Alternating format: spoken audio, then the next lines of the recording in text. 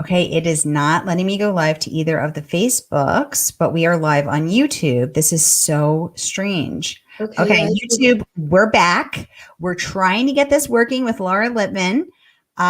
This is very strange. This has never happened before.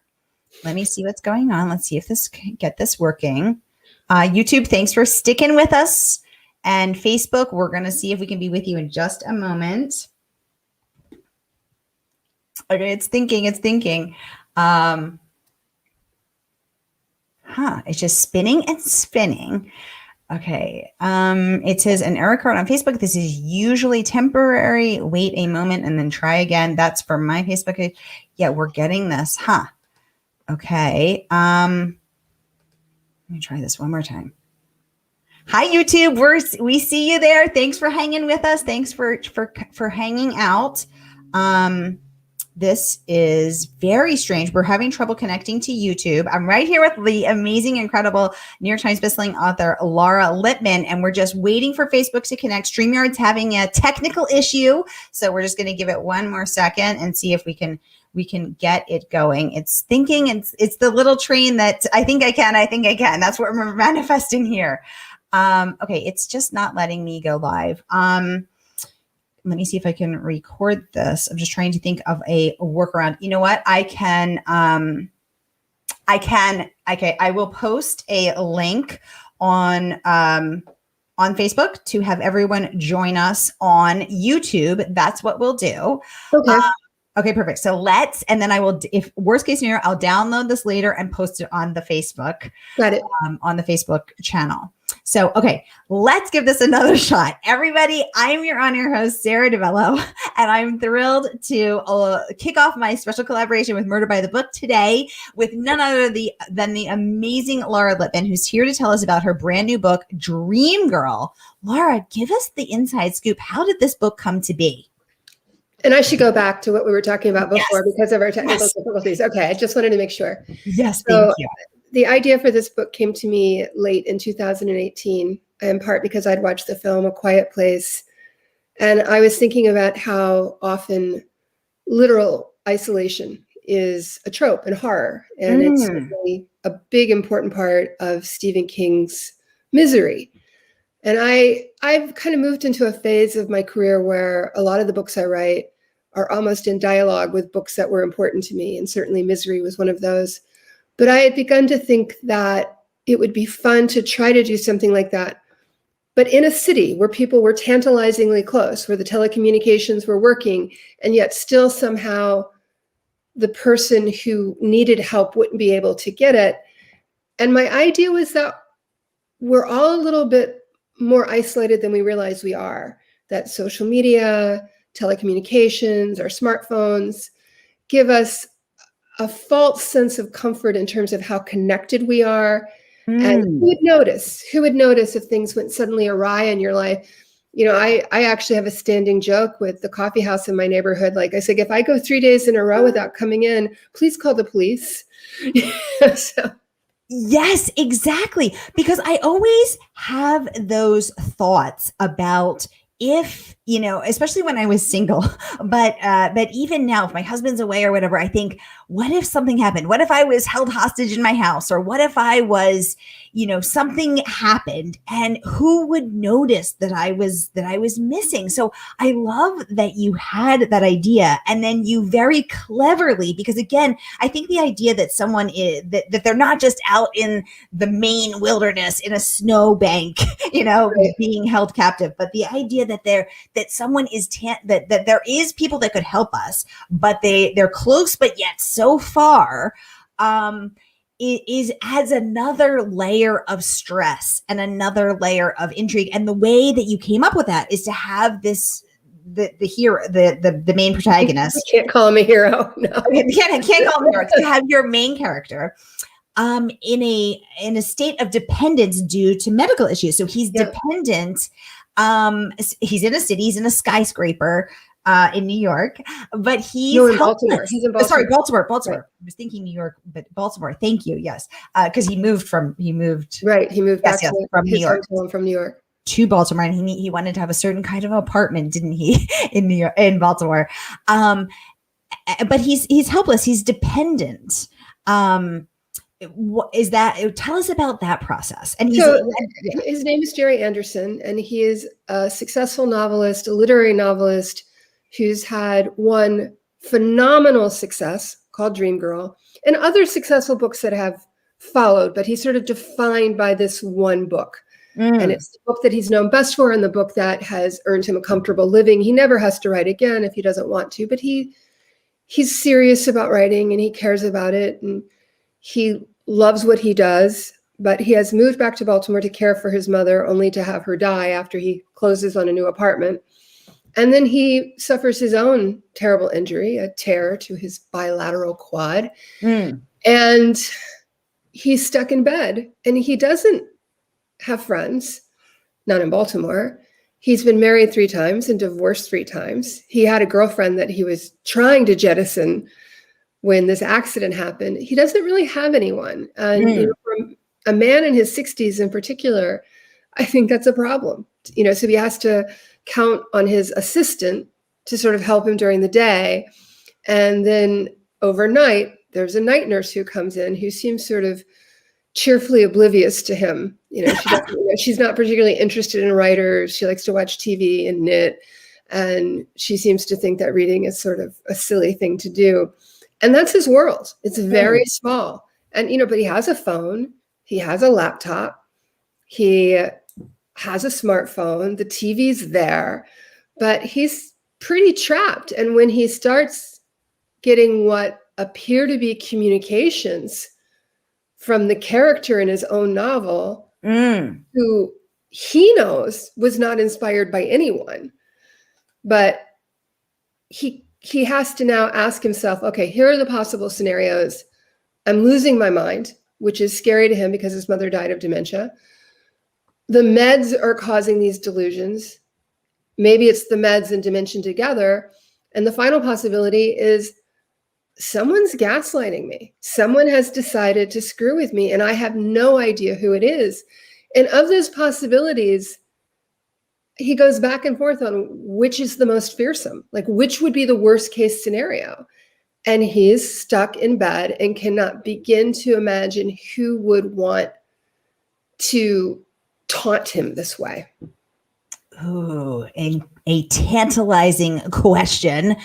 And I can't wait to get into more of that. But I just got a notice from StreamYard. We are live on Facebook too. Yay! So welcome, everybody. Thank goodness. Everybody, welcome. Thank you for hanging in. Thank you for hanging in. Facebook, thank you for hanging with us for 14 minutes, wondering where the heck we were. YouTube, thanks for hanging with us as I try to iron this out. So just to fill you in, StreamYard had a technical glitch. It happens to the best of us. And so was not preventing it. Would let us go live on YouTube, but not Facebook. But now we're here and we are so happy to have you. So the comments are already pouring in. Leslie saying, hello from Canada. Leslie from Canada. Great to have you. Gail saying, there you are. Gail, welcome back. Top community member there. Anissa saying, hi, Sarah and Laura from South Carolina. Anissa, good to have you there. Top community member. Gail is saying, we're worth the wait. Thank you, Gail. Gail, thank you. Joining us live from Massachusetts. Good to have you here, Gail. So Laura is giving us the skinny behind, spilling the tea, as the cool kids say, about Dream Girl. So if you're joining us on Facebook, this book is Laura's just giving us the inside scoop here about tell us just one more time so that everybody on Facebook can hear you say it too, Laura, because it's so cool. I mean, this is a story about a 60-something novelist who has suffered a terrible injury and is now stuck at home in his bed and who has become aware, and the year is 2019, it's now important to say that he has very few people he can rely on. His mother, who he loved and cared about and loved him, is gone very recently from dementia, married 3 times, divorced 3 times, just got rid of a girlfriend. The only person he really considers a friend is his literary agent. And, you know, it's hard to wonder if the person who gets 15% of your commissions is truly your friend. My agent is truly my friend. My agent, Vicky Bajor, has been with me for 25 years and truly is a friend in every sense. But I think it's worth wondering if Jerry and Thoreau would be friends if there weren't a financial connection there. Jerry can be, I mean, we're inside Jerry's head for this entire book, and it's a pretty claustrophobic place to be by design. I had come off of writing a book that literally had 20 POVs in it, two main ones, but there were all these people, and it was big, and it was historical, and it was this huge canvas, and it was about lots of things that were happening in the 60s that somehow were still happening today. And it was a successful book. It had a very charmed life.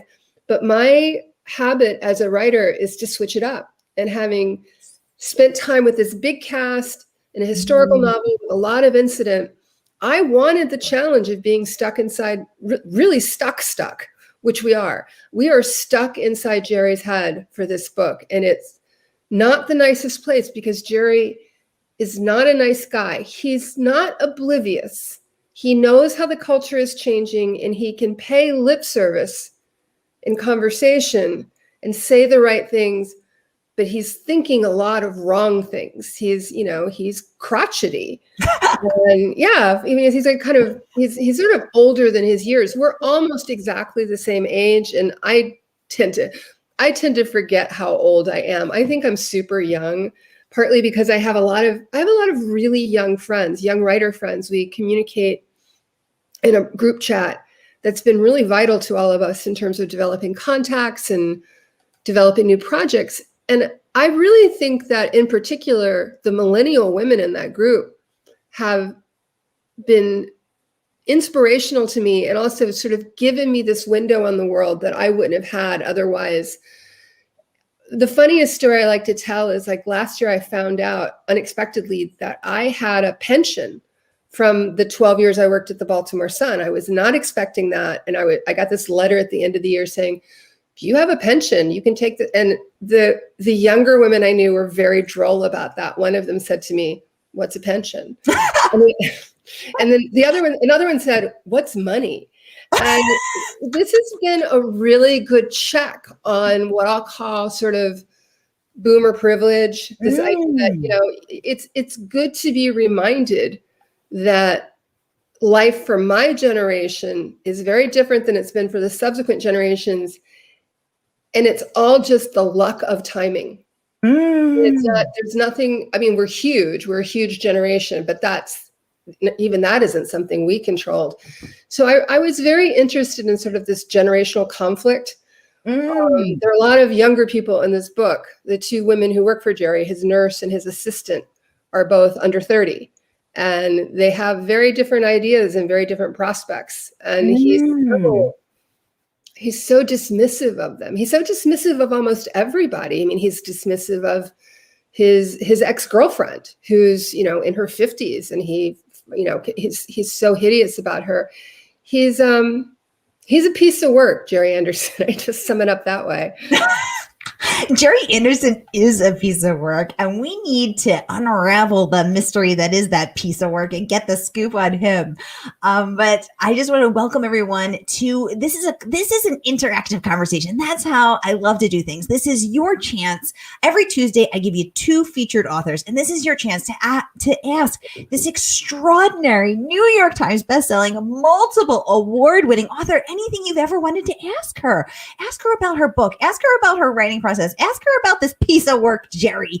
Ask her anything you'd like to. Get it going in the comments, and I will get that right over to her. Let's get into it. Erin is saying that you are always worth waiting for. Hi, Erin. I know Erin. It's lovely to see her. Yay, Erin. I totally agree. Absolutely. I would wait all day for Laura Lippman. Laura, your book is earning incredible praise, including from Meg Abbott, who said this is, quote, that Dream Girl is her dream novel. High praise there. She said that she devoured it in 3 days. It is the sharpest, clearest eyed take. On all these comments are pouring in. Thanks, everybody. The sharpest, clearest I take on our Me Too reckoning yet. Plus, it is enthralling. I mean, incredibly high praise because it's a complex, convoluted, very large issue that you have tackled. So incredible praise there. Debbie is saying hi from Arizona. Debbie, welcome. Great to have you. Licha is saying good afternoon, Sarah and Laura. Licha, welcome. I hope I'm pronouncing your name right. Debbie is saying, yes, not all boomers aren't privileged. Absolutely. She said not all boomers are privileged. She meant she's No, definitely not. But I mean, it's good to be aware of it. And you're only going to be aware of it if you're interacting, I think, with a wide variety of people. I mean, yes. it's easy to think that your bubble, your pod is the way the world is. And it's important to kind of shake up your worldview by knowing a wide variety of people.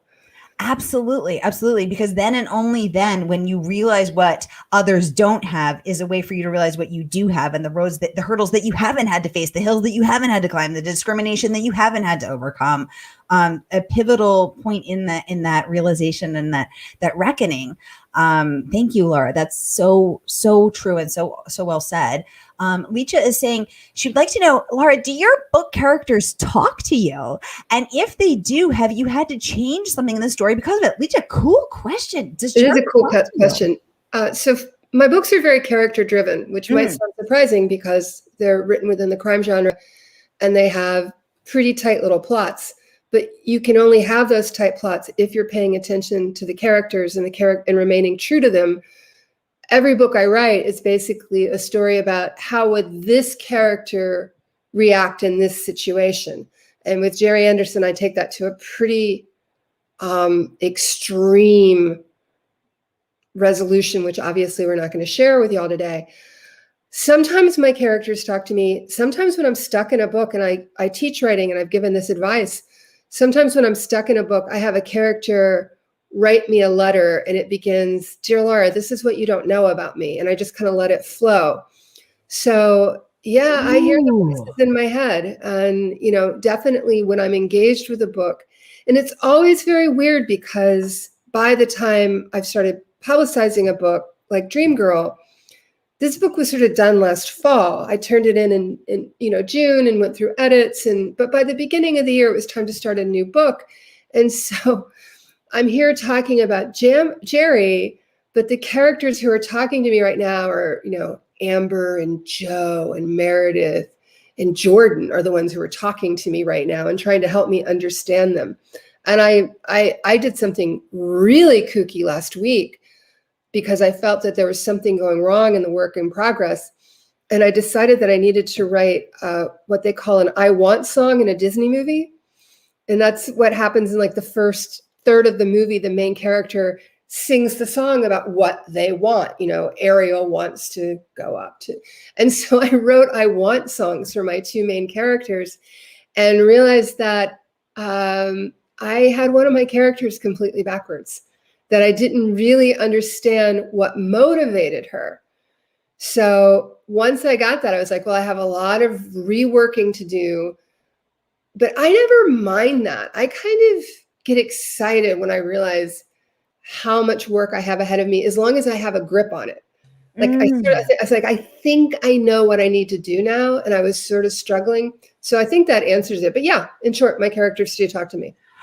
Wow. Oh my God. I'm loving this. This is so cool. Every single thing about this. Licha, thanks for the great question that kicked off this juicy, yummy, tasty answer, because I'm here for it. I love the idea of writing a letter from your characters. Wow, this is so cool. So did Jerry write you a letter, and what did he say? No, I didn't need Jerry to write me a letter. Okay. I really knew him. And people are like, aren't you joking when you say, Jerry, that you're the author that Jerry most closely resembles? And I am, and I'm not.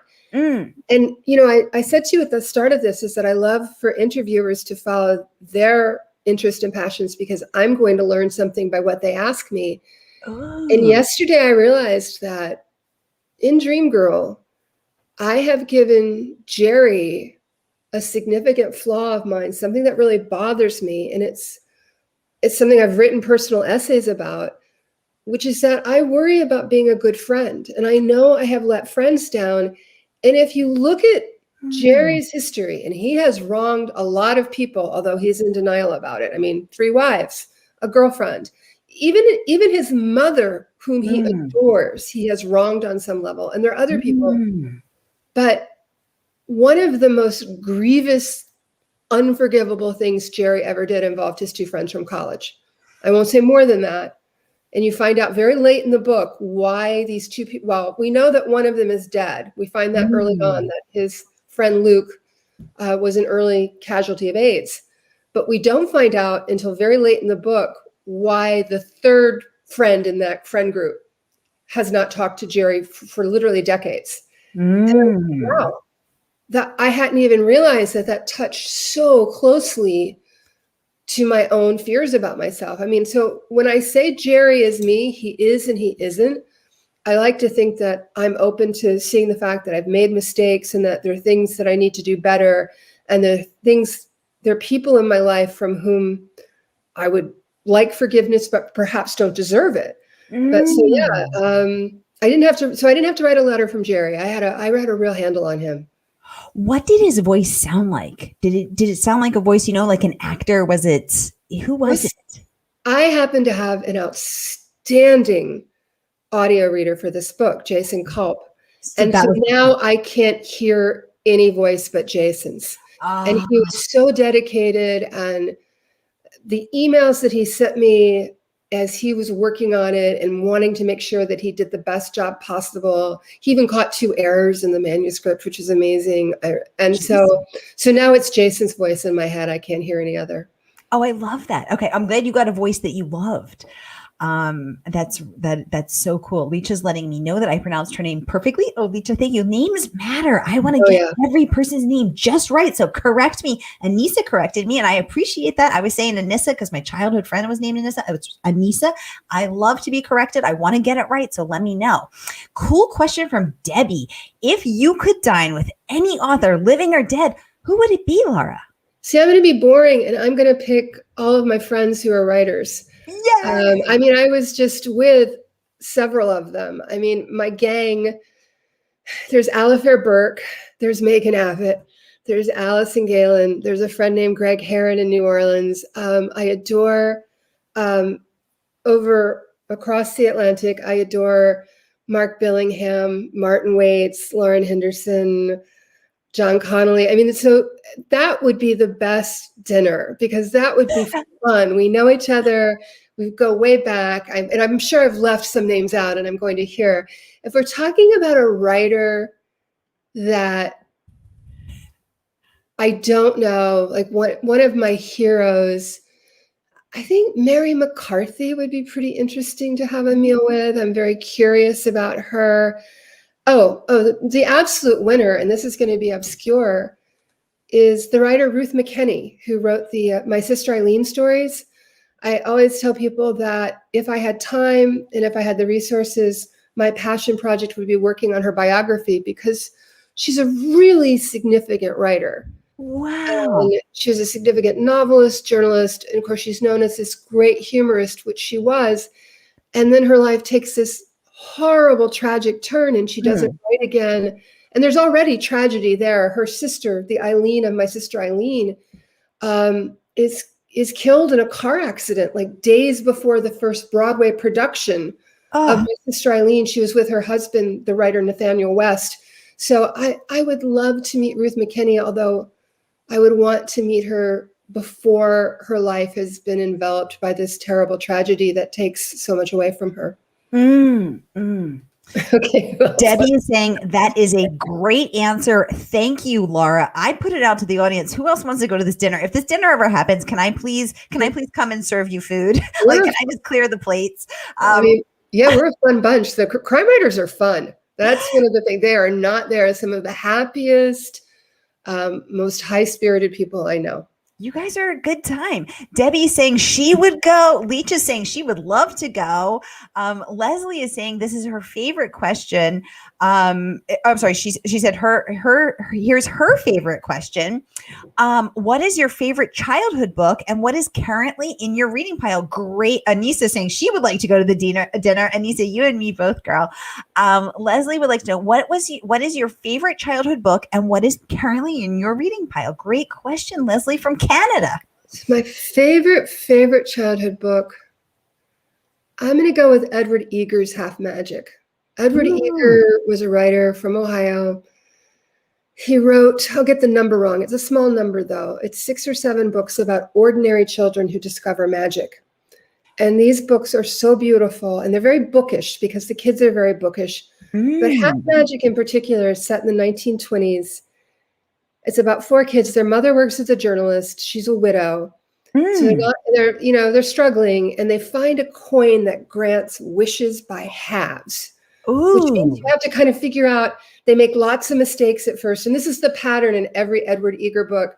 You find the magic, you learn to control it, you use it, and then someone always tries to sort of thwart it. And that makes things go very bad. And then you have to give the magic up. So, I mean, I love Maud Hart Lovelace, who wrote the Betsy Tacy books. I adored a Denver YA writer, Lenora Mattingly Weber. I mean, my childhood books are all still with me. I won't give those up. And my daughter, who's 11, she wants very little to do with the books I loved as a kid. She's finding her own way. I am currently reading a lot of things because I do that. I'm always reading something for blurbing. I am reading the memoirs of Deborah Levy, which I just found out about recently. There's these small, tight little books that she's written in very precise moments of her life. The second one's called The Cost of Living. I don't remember the title of the first one, and I think there are at least 3, but I'm on The Cost of Living. And I will out myself because I think people should be honest about what they haven't read.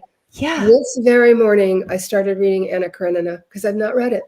And it's like, me neither. So here I go into Anna Karenina. Into Anna Karenina. I love it. Leslie is saying she's looking it up right now. Leslie, the Half Magic, I actually popped it in the comments for you. So here's a link to buy Edward Eger's Half Magic, and it's $7.99. So you can buy a copy today and get Half Magic right here for Murder by the Book. Leslie, thanks for that great question. And Laura, thank you for that lovely, lovely answer. The questions are pouring in. I'm loving every single one of them, and I'll get to every single one of them. Charlotte is saying, hi from Baltimore. I follow your books faithfully. I heard you talk at the Biblio bookstore and the Barnes & Noble. Charlotte, thanks for joining us here. We're so thrilled to have you with us today. Then that's wonderful. Let's see what else. Okay, Sharon saying, hi from Minnesota. Sharon, great to have you over here. Thanks for coming with me. Welcome back, top community member there. This is so wonderful to have you. Anne said she loved that idea of the letters from the characters. I think so too. Anne would like to know, do you have writing from your childhood? Did you write for your school paper? Give us the skinny, Laura. So the first thing I ever tried to write was when I was 5 years old, when I didn't know how to read or write. And I sat down at my father's typewriter. My dad was a journalist at the time at the White House Press Corps working for the Atlanta Constitution.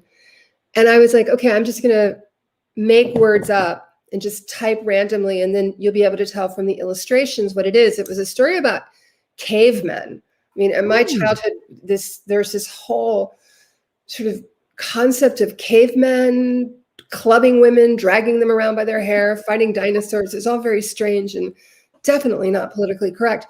I still have that book. It's hanging over my desk and it's full of like 90 staples, and it's in a shadow box. I did not work for the school paper in high school or college. I think I might have like investigated it and ended up not doing it. So my first real newspaper job was at the Waco Tribune Herald when I was 22 years old. Very cool. Oh, I love that. And I love the idea of sweet little 5-year-old Laura sitting there at her tiny desk writing about cavemen clubbing women. Dragging them by their hair. What an odd time. It's a very odd thing. Oh my gosh, that is so cute. And I love that you still have it. That's so cool. And Nisa would like to know, I love this question. What are you most proud of as an author and as a person? Great question, Nisa. As an author, I'm proud of the body of work. I'm really proud that I'm about to enter my 25th year doing this. I'm proud of the fact that so much of what I've been able to accomplish is intertwined with luck that I can't really be that proud because I just have to acknowledge how much luck there was. I am proud of the fact that I try not to write the same book twice in a row. That's something I'm really keen on, that I'm going to push myself. I'm going to do something different. And, knock wood, so far so good, but we'll see. I mean, we were actually at the ball game on Sunday, and there was some discussion with my daughter about how we wanted to make sure she was seated in a place where there was no chance of her getting beaned by a foul ball. And she says, why is that more important? It's like, well, your best work is ahead of you, honey. I can't say that about myself. The thing I'm most proud of as a person is, wow, I think I'm really proud of being a mom. I came to motherhood really late, and I've written about this. If people want to go online, they can find it at Long Reads. It was an essay called Game of Crones that was published in 2019 and was in a book of essays that I published last year called My Life as a Villainess. I'm not perfect, far from it. And I think that's part of the reason I'm proud of it. I don't think I'm perfect, and I don't even think I had a huge natural affinity for motherhood, but what I didn't expect from motherhood is that it engages me creatively. Ooh. We tend to think of it as being something that's got a lot of dull quotidian stuff, and it does, believe me, but especially how I parented during the pandemic. I found to be an unusual challenge, and finding a way to do anything clever. I'm going to turn briefly, right now you'll see that's my dining room fixture. It's got all this stuff hanging from it. My daughter and I began decorating our dining room fixture just by the season. It started with her birthday a year ago, and that's left over from her birthday, which wasn't that long ago. And we have to segue to 4th of July. And then we did a flower garland, and then we did back to school. And then, so we've been keeping this going all year. This is like a Saturday project. About every 6 to 8 weeks, there's a new way to decorate. That was just something to do inside. And the thing that cracked me up, there was a door decorating contest for my daughter's school done remotely because school was remote over the holidays. And we have this white door to the basement. And I made something that was Jewish polar bear wishes you a happy Hanukkah in a blizzard. So you just have the little black eyes and the yarmulke and the paw waving and another paw holding onto a dreidel in his little. We came in third. I was very proud. Oh my God, that's so cute. I love it. And I love that you said that you're most proud of your body of work. And I just dropped it in the comments. Laura's entire body of work is available at Murder by the Book. And this link will take you to the perusing of all the books. And I want to remind everyone that today I'm kicking off this special collaboration with Murder by the Book. My Mystery and Thriller Maven series is moving over here. And to celebrate, I am buying one lucky winner the book of their choice as a gift to you. So tell me what book you're most excited about in the comments. And on Friday, I'm going to pick one of you and I'm going to message you and I'm going to buy you a book. I'm going to buy you a book, any book you want. So let me know which one you'd pick. That'll enter you to be entered to win. And I'm also going to buy you a Murder by the Book mug because they're cool and you get to have that as well. So get it going in the comments. Okay. So many great questions. I love this. Let's get to it. Okay. Let's see. Okay, Marjorie would like to know any new robots in your collection. We need to know about the robots, Laura. What's going on over there? Oh, hi, Marjorie. It's so nice. I know Marjorie really well from Facebook. Have I gotten any new robots lately? Okay, so I started collecting robots about 12 years ago or so, and I don't know why I fell in love with them. And I like robots that are made from repurposed materials, so they're made out of old cans and things. What is my most recent robot? I feel like it's been a while, Marjorie. I have been looking. I was looking at some gorgeous robots this spring. Someone sent me a link to some pretty pricey ones, and I came so close and I didn't do it. I even went to, I live very close to the American Visionary Art Museum, and my daughter and I even pre-COVID went to a workshop where we made our own folk art robots, and we were very proud of those. That actually might be my most recent robot, is the one that I made for myself. And I now have a section in the basement where we keep old, weird things that might turn into robots with, some creativity. Like I have an old espresso maker down there that I think is going to end up becoming a robot. Wow, this is so cool. So I did not know about your secret robot collection here. This is so cool. Actually, a dear friend of mine who went to Johns Hopkins in Baltimore and got her master's in violin, and then went to MIT and did her PhD in electrical engineering, makes robots now. And she built one that does the can. Oh, wow. Well, that's So yeah, mine don't move. I mean, I have some kind of old fashioned toy robots that you can wind up with a key, but no, mine are just all made out of cast off stuff. oh my God, And I love this. there's something about them. I mean, I love folk art. I love the idea of repurposing things. Yes. And they're just certain ones that speak to me. There's something in their faces that just appeal to me. And those are the robots I fall for. Debbie would like to see the folk art robot. Is the folk art robot handy? I have one handy. Let's see the robot. Debbie, I love it. We're thinking along the same lines. I'm going to need to see a robot because I apparently, and I just put this, Laura's repurposed robot collection is a startling surprise to some of us, but not Marjorie. These are the ones that my daughter and I made. This is mine. And oh my God, they're so cute. And I'll get one that's more professionally made. But yeah, like I saved that old kitchen timer just to make a robot. Okay, love this, the fork and the spoon arms on the sugar bottle robot. These are adorable. I had no idea. Marjorie, you've led us down a fascinating rabbit hole. What? Oh, but their heads fall off all the time. This happens all the time. Oh no, his little head. No, it's fine. There we go. And what is, wow. Oh, that's so cute. Oh my gosh, I love it. So you guys just make robots. I mean, you can see how easy this was. I mean, it's an old kitchen timer, 2 red beads, an old funnel, little pieces. It's like, there it is. Oh my God, this is adorable. Destiny is saying, great job on the robot. This is my daughter's also with the funnel and just these weird little details. Like, it was great fun. It was like, I can't wait until the museum does it again. We'll be back, certainly. Wow, I love this. So how many robots do you think you have? Oh, that's a little embarrassing. I have at least 20 robots. Most of them are in my office. Yeah, I have a lot of robots. Wow. And yeah. I love this. What a fascinating robot rabbit hole we've fallen down. This is fantastic. Oh my gosh. Okay. Linda is saying she loves you, Laura. She's from Baltimore too. She met you at several book talks. She's in Austin now and she follows you devotedly. Oh, yay. Oh, hey, Linda. Hey, it's Linda. Yes. Hey. Hey, Linda. Good to have you here. Thank you for following her devotedly and for being here with us today. Charlotte is saying she loved My Life as a Villainess. Thank you. It's such a fantastic title.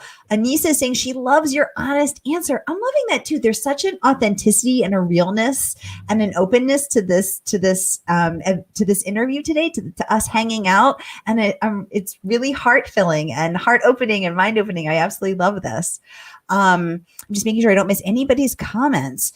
So, okay, we have 10 minutes left. We're going to go a little late today because we started late, thanks to StreamYard. So any more questions for Laura, let us know. This is your time, everyone. This is your time to let us know what questions you have. I'm going to say, I love that you have at least 20.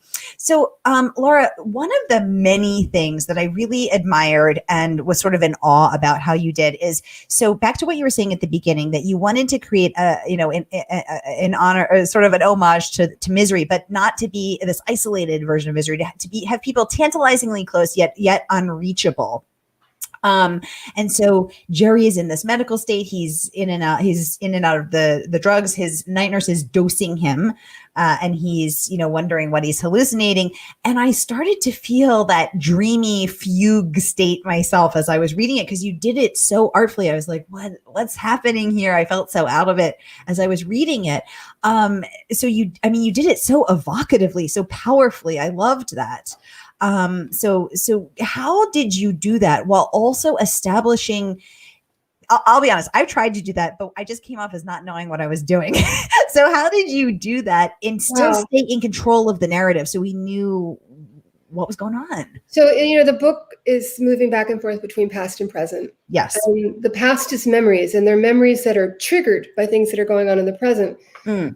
And my concept, my scheme, and I never claimed to I'll tell people what I intended to do, and I'll let them judge if I managed to execute, was that in the beginning, it would be really obvious where Jerry's memory was taking him.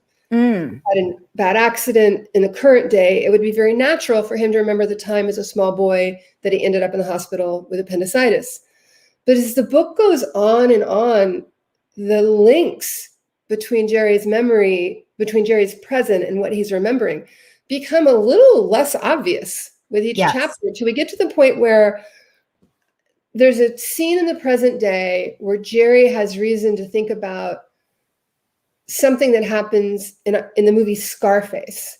Yes. And in the movie Scarface, there's this horrible scene of butchery in which Tony Montana is forced to watch Colombian drug dealers carve up his friend with a chainsaw. Yeah. And so, and one of the killers says with a delighted laugh, "And now the leg." And then we jump to the next chapter. And so that was happening in the present day, that Jerry was thinking about that, because some really weird stuff is beginning to happen in his apartment. And in the next chapter, he's at lunch with his mother, who's just found out how very bad and advanced her dementia is. And they've gone to like a favorite Baltimore pizza place. Why is he thinking about that right then? Because it's called Al Pacino's Pizza. So that's how, and so I that was very intentional on my part to start with extremely specific literal memories, but I'm fascinated by memory. It's been the hallmark of the books I've been writing for at least a decade, and I read a lot about it. I've come to decide that I do not vouch for my memory. I had a strong memory when I was a kid. I was the captain of the winning quiz team at my school, so I had that kind of memory. I don't have that kind of memory anymore, and I am reconciled to the fact that memory is not connected to intelligence. And I think that's where people get stuck. Like, they don't want to talk about having a bad memory because they're worried that they're confessing or conceding a weakness. Whereas when I'm talking to someone close to me and the conversation wanders into memory and we have extremely different memories about what happened, to me, that's when the conversation should just end. Because absent a primary document or some kind of proof, the fact that one person feels more passionately about something is not proof that they have it right. The fact that one person can add many, many, many more details is not proof that they have it right. So this was for me, this felt like a really natural extension of a decades-long interest in how memory works. Oh my God, that's so cool. That's so cool. So one of my dearest friends in the world, my soul sister, is Lisa Genova, who of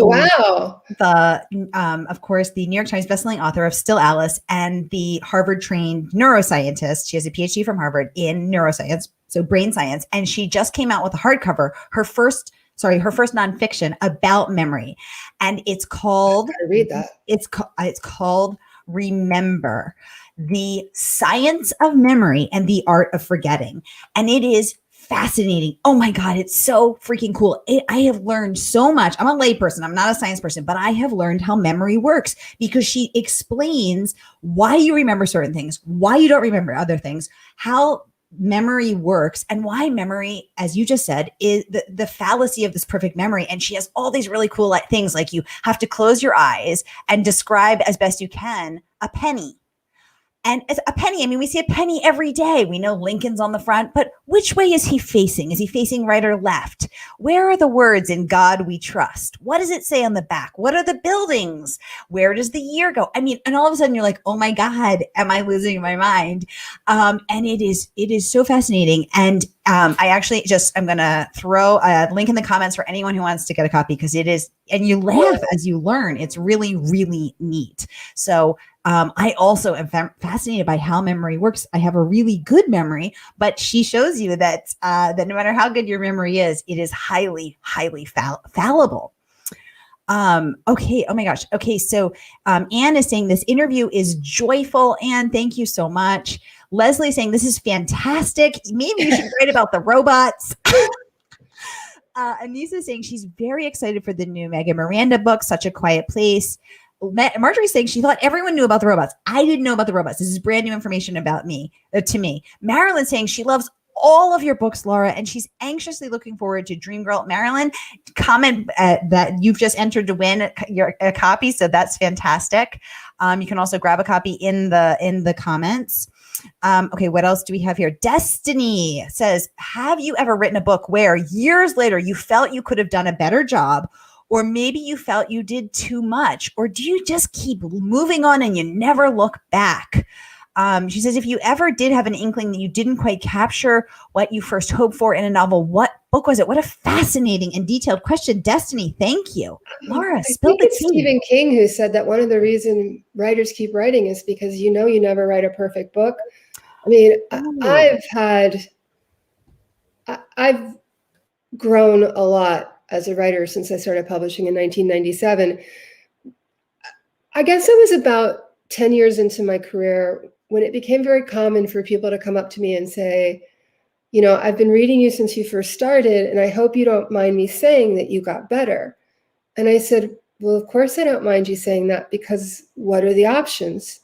I got better, I stayed exactly the same and showed no improvement whatsoever, or I got worse, or I was incredibly up and down and up and down. And so, of course I got better. I mean, if I hadn't, I don't think I'd be sitting here almost 25 years later, having, written what's either my 23rd or 24th novel, depending on how you want to calculate these things. So, but I never want to go back and redo things. I have been going back and looking at my early work for things that might have been acceptable at the time, but wouldn't be acceptable now. And I haven't found a lot, but I have a book of short stories coming out last year, and some of these short stories were written as long ago as 10 years ago. And there were some small changes I made that were about, I don't call it political correctness, I don't call it being woke. Simply, I would say a sensitivity to how language changes, how usage changes, and to show respect for how we speak and think now. I mean, language is a moving target. This is where Jerry and I disagree. Jerry Anderson in Dream Girl is someone who secretly seethed with resentment over people policing his language. He's kind of like, how dare you? No one's going to tell me how to, but he'll pay lip service to being polite. I'm really open to this conversation, and I think it's really fascinating. I don't feel disadvantaged by the idea that I need to think about what I'm saying. I was writing a book a couple of years ago. It's only like 2 years ago. And I wanted the character to use this phrase, call a spade a spade. And I was like, wait a minute, I don't know what the origins of that phrase are. I need to look that up. And I found out it's very ancient, and it goes back to, I think, Aristotle. There are no racial associations with it. And there are people who don't want to have to be bothered with that. They don't want to be bothered with the fact that a lot of our language is cruel and unkind and can be weaponized and has been used to make people feel bad. I like language, and I feel like it's not only my responsibility, it's no burden at all to think about. I mean, isn't that what I'm doing every day, is thinking about words and what they mean? So why wouldn't I take the broader view of, let me think about where certain phrases come from. Let me think about whether some phrase that means nothing to me might have harmful origins. And now I've looked it up, and now I've found out it doesn't. Okay, so we're good to go. So I do care about that. And I am, taking the opportunity to sort of be open. I had a reader call me out a couple years ago, more than 10 years ago, because the book was published in 2005. And a reader wrote me a very thoughtful and very smart letter saying, I know you're going to say that we're in a character's POV, that this isn't you talking, but I still felt that in this one space in this book, you were extremely fat phobic. And I looked at it and I thought, yeah, on the one hand, it's in the POV of this character, and it's actually sort of the first tell that this person is a bad person, although they present themselves as being lovely and charming. But I really thought the reader had a good point.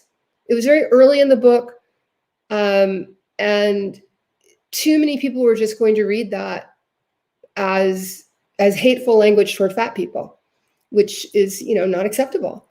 And I'm up for it. I'm up for being called out on anything, and again, if people want to go back to my early work and say, well, gosh, did you have a long way to go? I'm like, okay, great. I'm glad I had the privilege of getting to make that journey.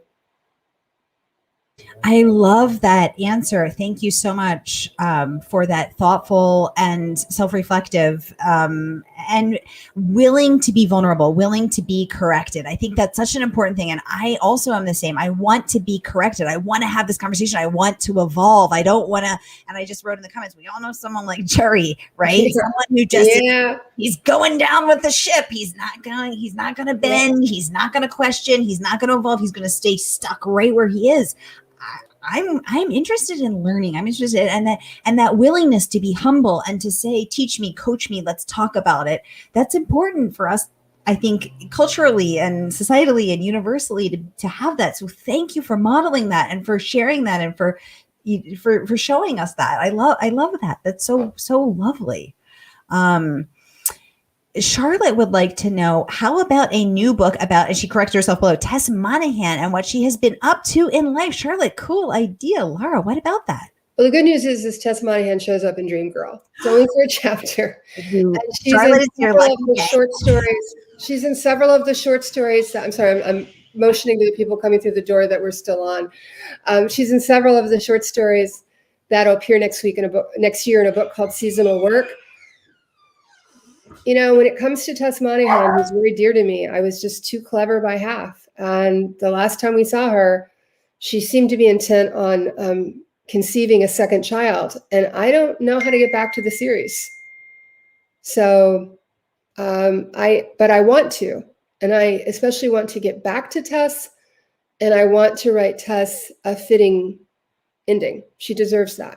And I will keep my mind open and hope the idea comes to me. I can't force it, but I'm going to have a story idea and Tess is going to be right for it. I think in the book I'm working right now, Tess's partner is going to show up, but not Tess. And he'll be a very minor character. It's the best I can do. I'm sorry. I love that. And I'm sorry, there's some sort of street construction happening on outside. So I hope you're not all hearing that. And that my little beloved dog is barking to let me know that there's people out there. So I'm so sorry about that interference. I'm keeping myself muted as much as I can. Linda says Lady in the Lake is her favorite. And she's so excited to read Dream Girl. Yay. Thank you, Linda. I hope you can deal with a big switch up from one to the other because they couldn't have less in common. Yay. So how does it work for you, the creative process? Does the muse just dictate and you follow her directions? Fill us in. Give us the skinny. I'm a big believer that you have to show up prepared to work every day and that you can't wait on the muse. And that's even for me, that even comes down to idea creation.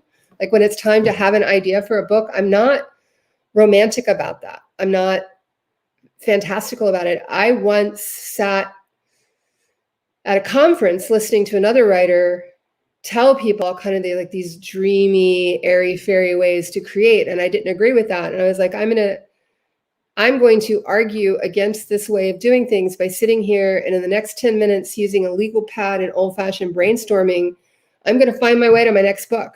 And I just sat there, doing circles. This is what interests me, and this interests me, and this interests me, and this interests me. And I haven't done this, and I need to do that. And sure enough, a book emerged from those pages. And it was called I Know You Anywhere. It was one of my most successful books, as a matter of fact. It was a New York Times bestseller. It was nominated for a ton of prizes. So I believe all of this, you have to do the work to have those amazing moments of what people now call flow. But you just have to show up, and you have to show up regularly, and you have to treat it. I mean, being a former newspaper person, I treat it like a job, and it's my job to show up every day and put some words down on paper and to keep doing that until I have a book.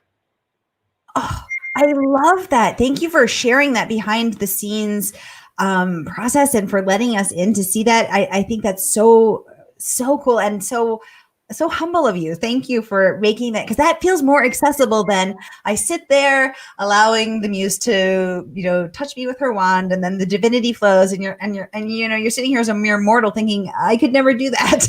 So thank you. This is so, so cool. Charlotte is saying that she believes you will. Give it time. I love that. Ao would like to know, what made you put together a collection of essays? Great question, Ao. Hey, I know. Hi, it's good to see you. Well, actually, it was my editor's idea.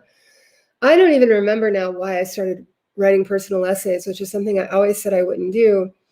But it got started in part because long forms at the time had a section called long reads, Long reads had a section called fine lines.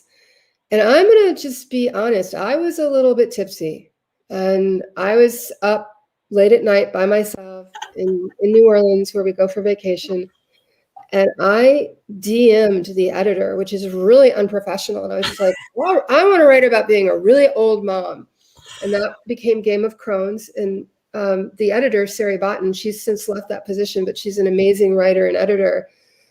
She said, look, you can basically pitch me anything. And so the next thing I pitched was an essay that I'm really proud of called The Whole 60, which was about how I gave up dieting and really did learn to accept my body as it was at the age of 60. And it had nothing but sadness and regret that I'd wasted so many years disliking my body. I wrote a piece about being a bad friend. And at that point, I actually think it was after The Whole 60 that my longtime editor, I've so had the same agent for 25 years and the same editor for 25 years, Carrie Fearon. Carrie said, I think you should do a book of essays. And so that's why I did it. And it was hard. I don't think I would try to do that again, because I had to produce 4 or 5 essays in a very short period of time. And I was proud of them, and I thought they turned out well. I was happy with them. But the way I write essays is they really need to marinate for a long time. Game of Crones was pitched in late December 2018. And I didn't even have the way into it until March, because most of that stuff in that essay happened in February of 2019, which was just a month of terrible mishaps. So, I seem to need to live it a little bit and then marinate in it. And those, I think, are my best essays. I'm really proud of the essay I wrote about being a crummy friend. And mainly, though, and this is very much on my mind because the date is coming up, mainly because it was a way for me to pay tribute to my friend Rob Hyacin, who was one of the 5 journalists who was shot and killed at the Annapolis Capital Gazette 3 years ago, June 28th. And Rob was a great friend and would never have called me a shitty friend, but it was a great, I don't know how to describe it. I don't really reach this point where words fail me. It was important to me to be able to write about Rob in any context. And so I was really proud of that one. Oh, I love that, Laura. That's so beautiful. I mean, what an incredible tribute from one friend to another, from one human to another, and from one writer to another. I mean, what a beautiful, soulful, heartful gift. Beautiful, beautiful. Destiny is saying, thank you for the transparent and satisfying answer. That's beautifully said, Destiny. Thank you. Marilyn is saying the essays are marvelous. So yes, thank you all. Ao is saying, thank you, Laura. It's a wonderful collection. Yay, Ao, thanks for being here today. You guys, this has been an amazing, amazing time. Laura Lippman, thank you for joining us today. Thank you for your heartfelt presence, for your open-heartedness, for your transparency, for your authenticity. Thank you for being here with us in this way. And thank you to each of you for being here for this way, in this way with us, and for contributing to this conversation in such a meaningful way. And Leslie saying, this is awesome. Thank you so much for all of this. Everybody, I will see you next Tuesday. And again, I want to drop it in the comments. You can grab your copy of Dream Girl right here today from Murder by the Book. This book is earning starred reviews, amazing praise. Gail saying thank you so much. Laura, Sarah, I'm read by the book. Thank you everyone for being here. Marilyn, Leslie, everybody. It's been so wonderful to have you. And again, I am picking one winner on Friday, so I'll buy you a book too. So let's all buy books. And I will see you next Tuesday, same time, same place. We'll continue the conversation. Have a wonderful day, everybody.